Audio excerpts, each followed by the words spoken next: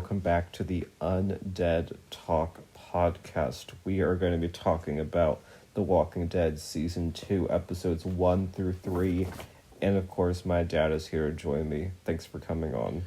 Absolutely. Hey, everybody. So we are starting Season 2. After a really short Season 1, I was very impatient to get back into the world of The Walking Dead. It's crazy that we've only watched 9 episodes of this show, yet so much has happened. Mm-hmm. It's a very fast-paced, moving show. I thought these 3 episodes were pretty evenly paced, though. Like, a lot happened in it, but I don't think, like, too much happened in it. Because I felt like in Season 1, they were definitely felt like there were some rush parts through it. And I do feel like they're kind of taking their time a little bit more in this season.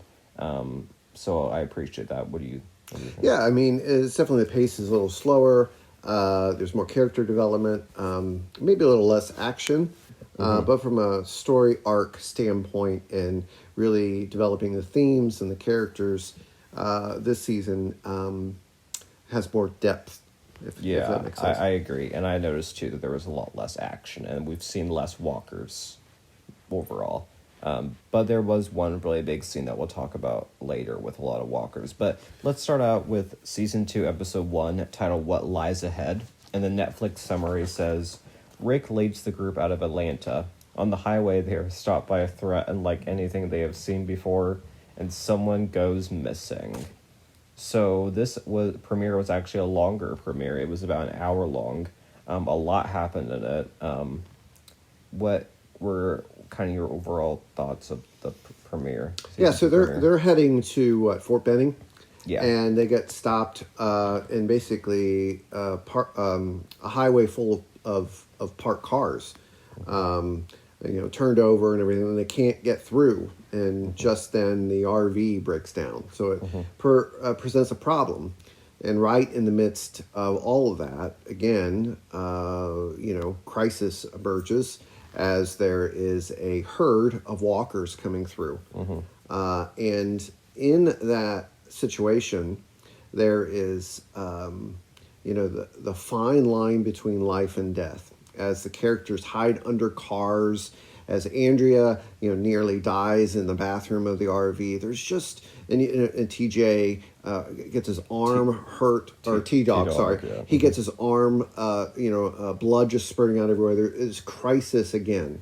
And everybody's just like right there on the line between life and death. That's how high the risk is in this world. And then Sophia goes missing. It's not an immediate thing, because Rick tells her to hide underneath this space, and then he comes back and she's gone. Yeah, he makes a decision to kill the 2 walkers that were chasing her, and in right after he kills them, he goes back and she's gone. So we don't really know what happens. So Rick feels the weight of finding her and losing her, and of course Carol is just super upset about that, and basically Rick gets blamed to a certain degree about Sophia. Yeah, and there isn't really much progress with the whole Sophia storyline where we left off at the end of episode 3. I think there's other things that are a bit more important to the story right now, but I'm assuming that later on in the season that it'll become a bigger deal to the investigation to find Sophia. An interesting thing in this episode 1 is this, both Sophia and Carl are children, but there is this sense where they're forced to grow up so quickly. Carl finds in a car a bunch of hatchets and different knives and everything, and wants to be able to be an adult, carry a gun, carry a hatchet like everybody else. And Sophia out on the run, and there's this element of these 2 children that are forced to grow up too quickly before they're ready. And we see at the end of episode 1 with Carl and the deer, right? We see this. Yeah. He's still a child, and he approaches a deer. He's not ready to enter into this violent world. He still has this innocence. And of course, with the gunshot, he loses that innocence. And I noticed how the two kids had such big roles in the episode. Like stuff happened, something happened to both of them, and I think that goes to show you how much is at stake. Because one of the kids is going missing, the other one is getting shot. Yes. And more happened to the kids than the adults, which I thought was an interesting choice. What did you think of Rick going into the church and praying for a sign? I thought that was a very powerful scene and one that I was not expecting. The scene where he is praying and then Carol is praying were both, I thought, really well acted and well written.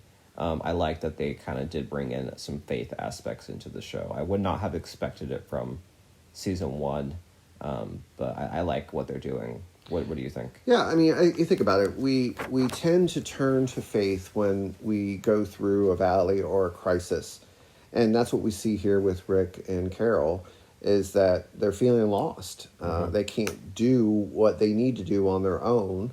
They're overwhelmed, and so they turn to God. And I think that's very natural for everyone. We all look to the sacred, the divine, something beyond ourselves when we are overwhelmed. And I think that very much part of human nature. Yeah. So a few other things. We have Andrea is upset with Dale. She thinks that he took away her choice of suicide from her. He, convinced her that this was not the way to die, but she had already chosen that. But then by the end, she kind of just gave in to what he wanted, and they both left the CDC at the end of season 1. But that's still unresolved. She's upset with him, and on top of that, he takes her gun from her. So there's a lot of tension between these two that I find very interesting, and there's not much development with that, even by the end of episode 3. But what do you think of the dynamic between those two? Yeah, it's so interesting. Dale almost feels like he's her savior by the way that he helped lead her out of that suicide situation at the end of season 1, but she doesn't see him as that. She feels that he took away her free will, the choice to end her life on her terms. And so what is this relationship between Dale and Andrea? Is it a relationship between, a superhero and someone who's being saved? Or is it a situation of somebody who has had their choice taken away? It's very interesting. Yeah. Do you think he should have taken her gun from her? Well, he sees her as suicidal after season 1. So he is staying in that protector role. Now, again, it's really hard decisions, but ultimately we're given free will in life to make decisions, and we have to live with those decisions. But at the same time, we're created sacred, and so we don't want anyone to die. We don't want any human being to be hurt. And so it presents itself as complex without any real easy answers here. Yeah. So kind of moving on, we have Shane, and he tells Lori that he wants to leave the group. He's moving on. He even gets mad at Carla at one point. You can tell he's just going through stuff, especially after season 1 ended when he was trying to rape Lori. But going into season 2, we have Andrea overhearing them, and she decides she wants to leave with Shane. And I thought that was a very interesting dynamic, and kind of this episode in particular, not really the next two, but they were really hinting at a connection between Shane and Andrea, and we kind of talked about how much we thought they had in common, about how they're kind of the two outsiders of the group. What do you think of that between them? Yeah, and we see it a little bit more, especially in episode 3, which we'll get to in a second. But we see some parallels between Shane and Andrea. The crisis and trauma have hit them in severe ways, and their reactions are not healthy. And we see kind of an unraveling, and they're continuing to unravel with the way that they're acting. Shane more so than Andrea, but I think there is a parallel there. I think you're right. Yeah. And so then we have Lori blowing up at the group of how they're treating Rick. And I think that just shows how committed she is to him. Yes. And how I feel like I've seen a lot of maturity from her even since season 1. Yeah, I mean, I think that she has guilt on what happened with Shane, and I think that guilt has caused her to, make the decision to, recommit everything to her relationship with her husband, and she defends them, which is admirable. Yeah. So we have this final scene you kind of already talked about when Carl got shot, which leads directly into episode 2. But I kind of knew something was up with the slow-mo of Carl walking towards the deer. I'm like, there's no way that, like, he's just going to get to the deer. I was like, something's going to happen. And then, of course, he gets shot. Do you think that Rick, as he's watching all this, thinks that this is the sign from God? The deer showing up I and think, seeing Carl go towards it. I think that's what they were trying to do. They were pointing to. That's what I was thinking. Is that, and then of course it goes bad because there's a hunter. Yeah. Go ahead and set up season 2 or episode 2. So yeah, so that's episode 1, and I thought it was really, really strong. I'll probably give it like a 9 out of 10. I thought it was a really good premiere. Yeah, I would say 9, Yeah. 8, 9, Yeah. 8.5, something like that. I thought it was really good. So yes, so we have season 2, episode 2 called Bloodletting, and the Netflix thing says, coming to the aid of another, Rick discovers a possible safe haven. Shane must go on a dangerous mission to get badly needed medical supplies. So before we talk about the shooting, there is a flashback at the beginning of this episode, and we see Lori is kind of talking to like this other mom about her marriage problems with Rick, and then we have Shane come up and he tells her that Rick's been shot, and then we see Lori having to tell Carl. So what did you think of the flashback? And this is my second time watching these early seasons of Walking Dead, and I didn't remember this one at all, this flashback, so it was brand new to me as I watched it. I thought it was very interesting to provide some context to the relationship difficulties that Rick and Lori have, but yet their commitment for their son. They are going to take care of Carl. And so in this situation, we see, because Rick is absent, Shane steps in. We see this beginning of Shane stepping into this role, just barely, and I think that just sets up what has happened in season 1. Yeah, so we cut back to present day. We find out that Carl was shot by a man named Otis, and it was an accident. He was hunting the deer. So Otis takes Rick, Shane, and Carl to this place, and there's a vet named Herschel Green there. And this sets up, we meet Herschel, the vet, and his 2 daughters, Maggie and Beth. We see Maggie kind of get some stuff in episode 3. But what do you think of like the introduction to Herschel? And do you is he going to be like have like a big role? Do you think? Yeah, there's a couple of things here that I find interesting. Number one, the dedication that Rick has for his son as a father, and the way that he's carrying Carl to this safe haven. I find that just it was an emotional scene, right? Herschel opens up his house, his life to this renegade group of people. He does not approach Rick and group with hostility like every other group that they've encountered so far. There's something different about Herschel. Yeah. And we will see this as these episodes go on. Herschel is a contrast to the typical leader within these groups of survivors. Yeah, he seems like a nice guy. Yeah, kindness, compassion. Yeah, very different from the Dr. Jenner guy from Yes, last yes, season. absolutely. So what I did like is how supportive Shane was of Rick in this episode in particular, and how he was right by his side, and kind of what I thought a best friend should be. And so I admired, and that's still a trait I do admire of Shane, is his friendship with Rick, while it might not be the healthiest at times, like he is there for him at the end of the day. Yeah, and he is willing to risk himself, right? And that's what episode 3 presents. Shane and Otis going to get supplies to save Carl's life. Yeah, so let's kind of go and talk about that. So we have, Shane and Otis, and they're going to this like old high school, and there is a medical trailer there with like all the medical supplies needed to perform the surgery on Carl because they need a respirator. Person needs a respirator.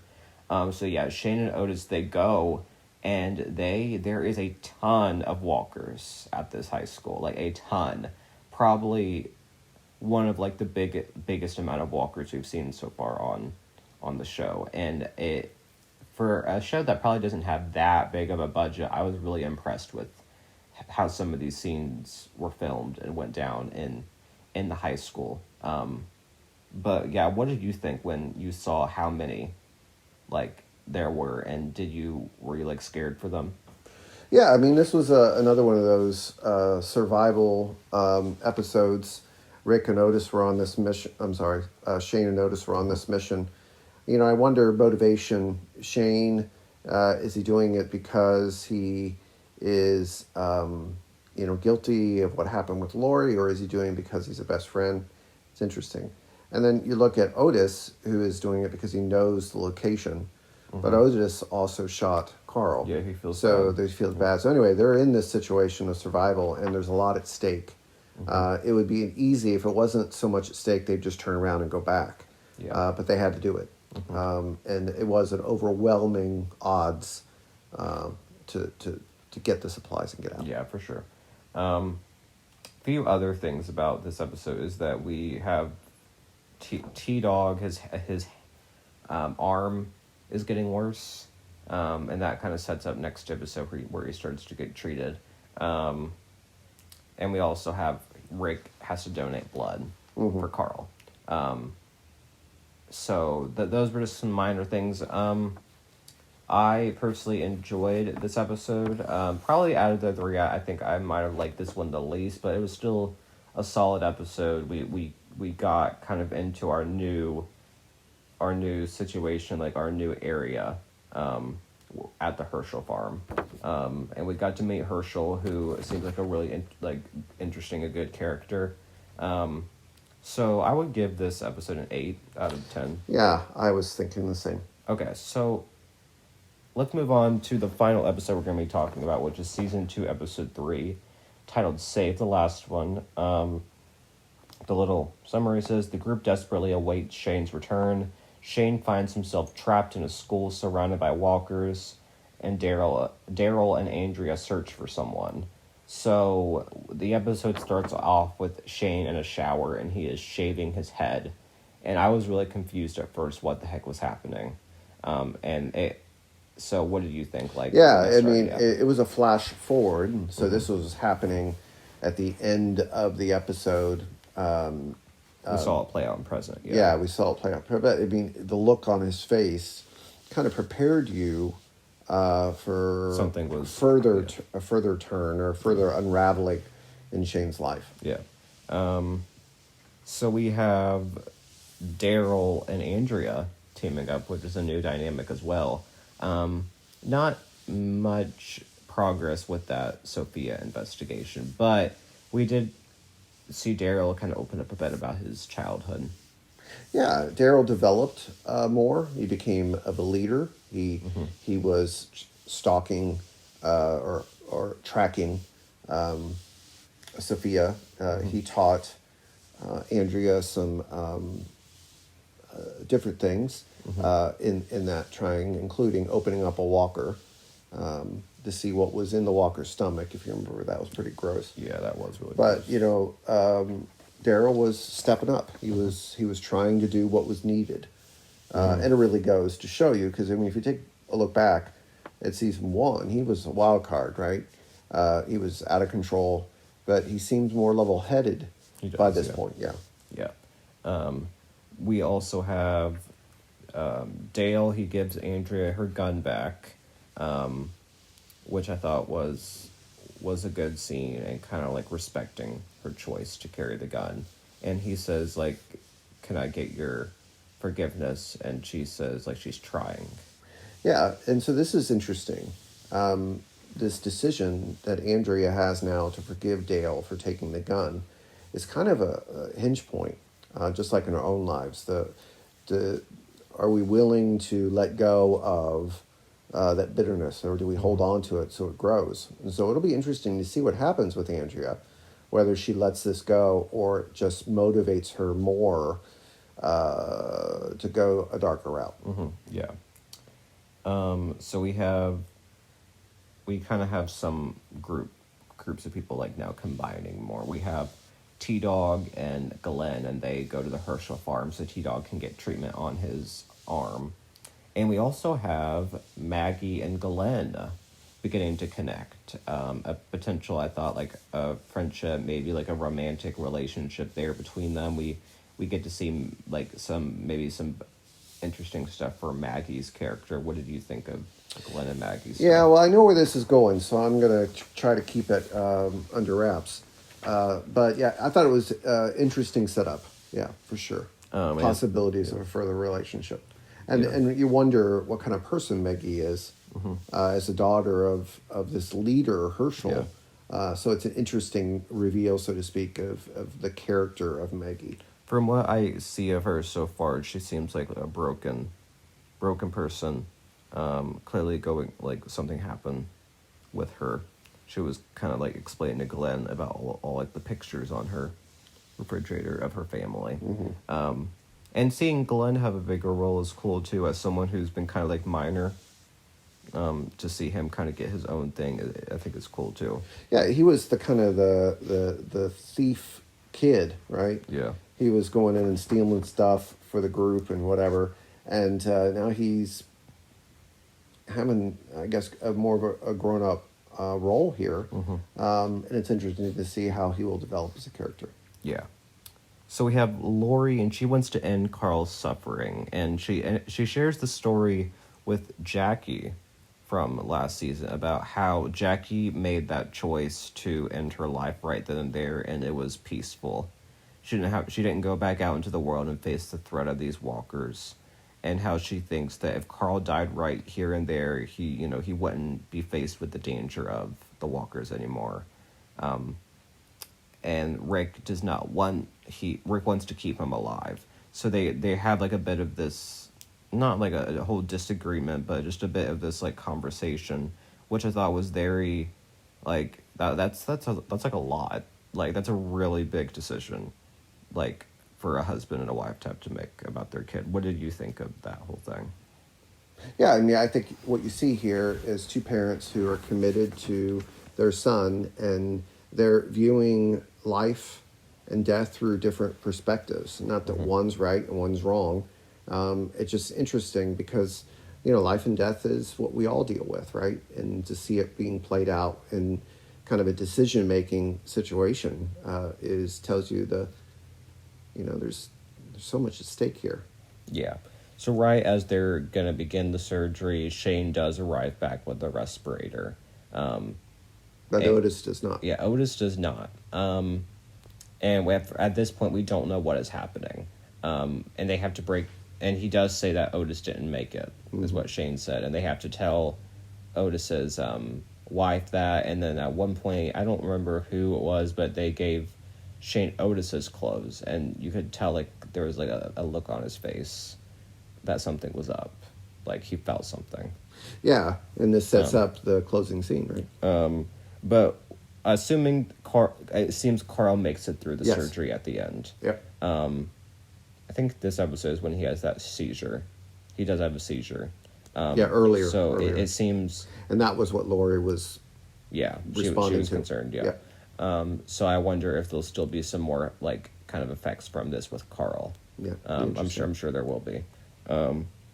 So, and then we get the ending scene, which kind of goes back to the beginning. We have Shane in the shower shaving his head. We find out, we find out that Shane shot Otis in the leg and left him there to die. And the reason why he was shaving his hair is because Otis, like, I guess grabbed his hair at one point. So he had, like, a bald spot. So he had to shave it to, like, so that wouldn't be suspected by anyone. Yeah, and I think from a symbolic standpoint, he had so much guilt on what he did. Yeah. I mean, he really sacrificed Otis to save his own butt, right? I mean, he realized the walkers were catching up to him. They both were injured, both had injured legs. The walkers were catch up to him and kill both. So Shane made the decision to shoot Otis and save himself. Yeah, escape. And therefore save Carl. So again, there's guilt here, and Shane's character is been unraveling since the beginning, and we see the shaving of the head is, trying to get rid of the guilt. He's changing. He's trying to, deal with the trauma of the entire thing. The look in his eyes, you can tell he's continuing to go down a very dark path. And that also adds to the parallel of Shane and Andrea. Correct. Which you brought up earlier, and how we had Shane, and has guilt over what he did, and Andrea also kind of has this guilt over what happened with her sister, and how she didn't spend enough time with her, all of that.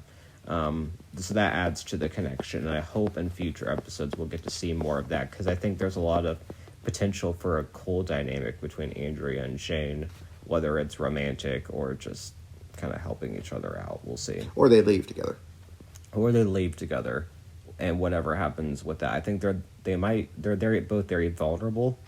That's what I've noticed too. Yeah. Especially Andrea.